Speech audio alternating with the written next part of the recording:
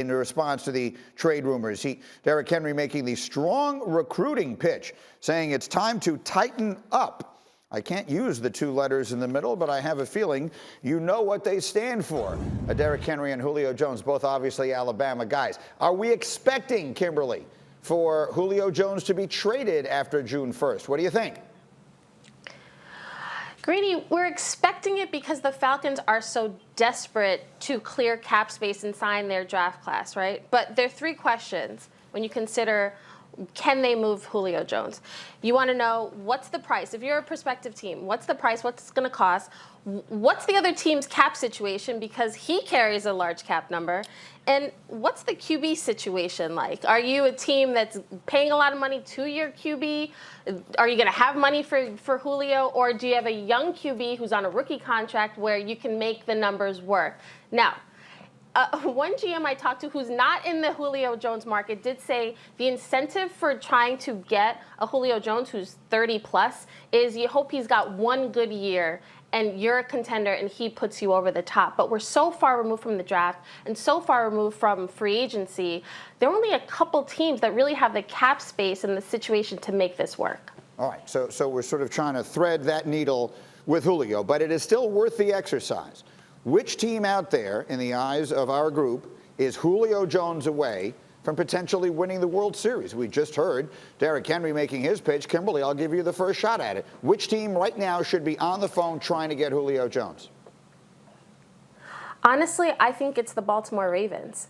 I know they're a team that runs the football. They like to run the football. Cool. But look back at the rosters. When was the last time they had a true number one wide receiver, a big guy? Right now, I need Lamar Jackson to get a top-tier wide receiver. A guy who's tall, who's got a big strike zone where Lamar can throw it to him. And because here's the thing, you want a team that's ready to win. The Baltimore Ravens are on the cusp. Lamar has to take that next step, perfect his passing game in big games. And I think Julio Jones 1 year, that makes sense to me. Rob Ninkovich, which team right now is Julio Jones away from winning the Super Bowl?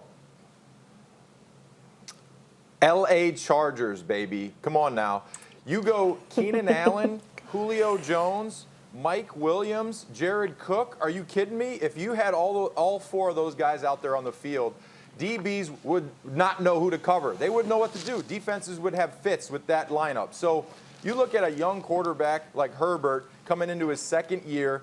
They're going to have a ton of cap space. They don't have a big money quarterback right now. They're going to need a couple years here for him to even progress and then get that big deal. So you go get Julio Jones for one to 2 years in his prime right now. The Chargers would be a scary team offensively if they had Julio Jones. I'm with that. That is an intriguing possibility. Bart Scott, can't wait to hear which direction you're looking. Take that back, Greeny, because really why the Tennessee Titans and the Chargers disqualify themselves, because they're not knocking on the doorstep. You talk about having a complete team. The Baltimore Ravens have the most complete team in the NFL, knocking on the doorstep, ready to take the next step. You talk about a young quarterback that's inexpensive. Well, Lamar Jackson is still on his rookie deal. You talk about the ability to have an 8-man box. It's going to be nothing but space for a guy like Julio Jones. Mm-hmm. And also he can be a mentor to another big receiver and a guy like Bateman who is similar. And Sammy Watkins, you can't consistently count on his feet to be healthy. So if you bring him in, now you imagine that threat with that running game with Mark Andrews, with Bateman, with potentially Sammy Watkins. That's a team to be reckoned with. And defensively, he's going to continue to get opportunities because the ball's coming right back on the other side. That's 2 votes for Baltimore. Mike T., where are you looking?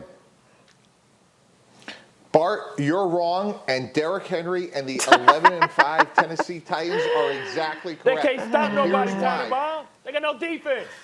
They don't need to because they're going to have Julio Jones and A.J. Brown. We could score 50. We got a great quarterback in Ryan Tannehill, and now we're going to have Julio and A.J. Brown with Derrick Henry. How are you going to stop that? I think their defense will get better as the year goes on. They don't have any money, Mike. They can figure out the contract after June 1st. And remember this, guys. Arthur Smith, the current head coach of the Atlanta Falcons, was the offensive coordinator in Tennessee. He knows that roster well. I think Rashaan Evans, a good young linebacker, and a second-round pick makes a ton of sense.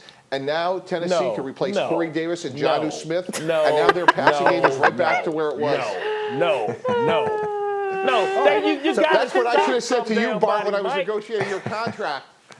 If I don't miss my gotta guess, You You knew when I gotta was stop negotiating your some damn contract. body. No, no, and no. You gotta, if I don't miss you my gotta guess, stop I some think damn Bart body, Scott Mike. disagrees. Thank you for watching ESPN on YouTube. For live streaming sports and premium content, subscribe to ESPN+.